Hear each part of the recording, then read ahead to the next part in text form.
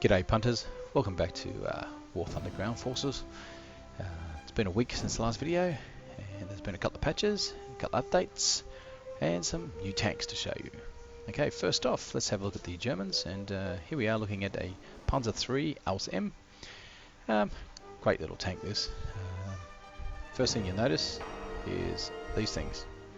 These things are actually called Schürzen, which is a spaced armour designed by the Germans.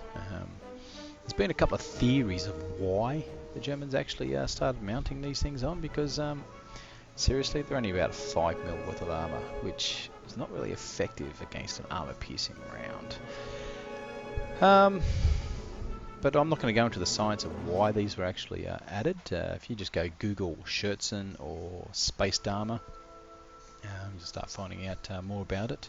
But needless to say, obviously they were effective in whatever role the Germans put them there for, because a lot of late war Panzer IIIs, Panzer IVs, Jagdpanzers, Stugs, and any other vehicles that could carry them were fitted with them. So obviously they had an effect. Okay, so that's a nice little Panzer III. Let's move on to the Panzer IV Aus H.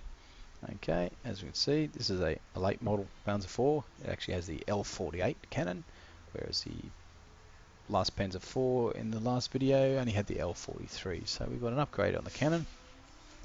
We also have Schürzen, and we also have something else on it. We have these little squiggly lines along here. That's called Zimmermann paste. Now, Zimmermann paste was a ceramic paste designed by the Germans and painted onto the tanks to stop to stop magnetic mines being stuck onto the tanks. Problem with that is the Allies didn't really use magnetic mines that much. The Germans did, and I guess that's one reason why they thought, well, if we use them, they'll probably use them, so we'll come up with a countermeasure.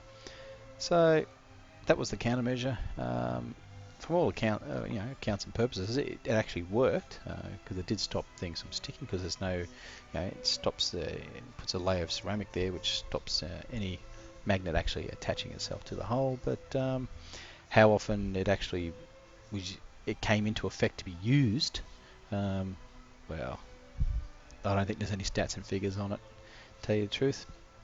Okay, so that's the Panzer IV. Let's jump to the Jagdpanzer IV. Okay, this is a nice little tank destroyer. Basically, we see again, it's got the Zimmermann paste on it, just a nice little extra touch. She got the L48 cannon as well. So yeah, nice little profile built on a Panzer IV chassis.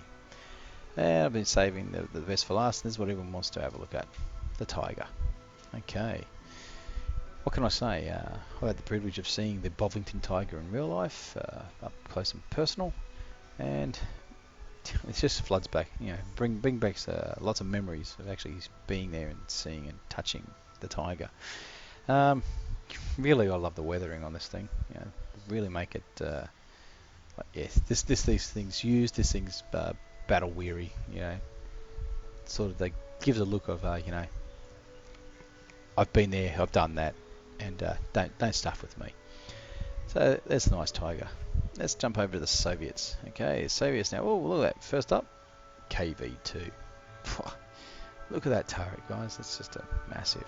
Well, it's massive because it's got 152mm howitzer stuck in it. So when you got a big gun, you need a big turret. Yeah, it's going to be interesting to see how War Thunder actually, or not War Thunder, but how Gaijin have actually implemented the KV-2. I'll have to take it out for a test, because in real life, basically for this turret to actually traverse, it needed to be on flat ground because it's so heavy. So, if they've gone the full historical route, well, yeah, people need to be very careful. If they haven't, well, that's, it comes down to it's a game and it's a bit of a balance. Okay, next thing on the next in line is a Su-85. Love the bog log. A lot of Soviet vehicles carry a log because a lot of the parts of the Soviet Union are quite marshy, and when the tank gets bogged. We've got these logs off, put them onto the tracks and help debog them. Okay, wow. Look at the detail of the corrosion on the front of this hull.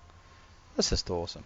You know, it looked quite deep in that. And you see like little bubbles under the paint and the weld marks. I really love the detail they go into this. It just gives you more immersion.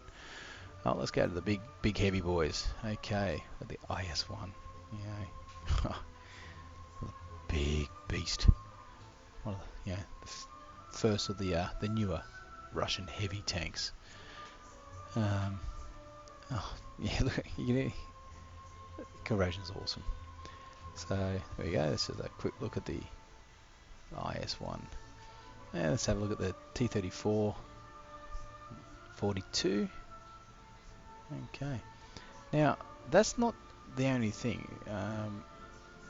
If I go here, see if I can.